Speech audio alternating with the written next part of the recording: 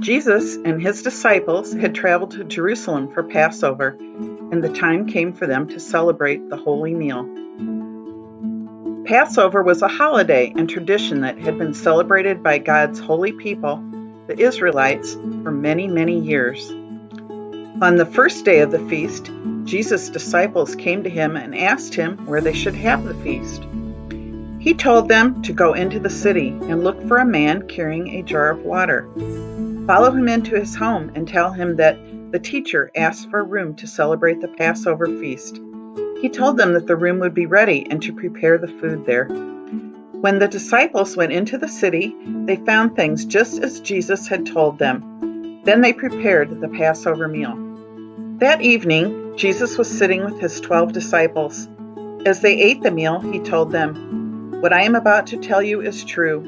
One of you who is eating with me will betray me and turn me over to my enemies."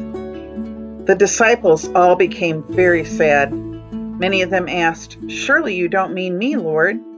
Jesus replied to them, "The man who has dipped his hand with me into the bowl is the one who will turn against me. The scriptures say that this will happen and that the Son of Man will die." Then Judas said to Jesus, "Teacher, surely I am not the one, am I?" Jesus answered him, "Yes, it is you." While they were eating the Passover meal, Jesus took some bread. He thanked God for it and broke it.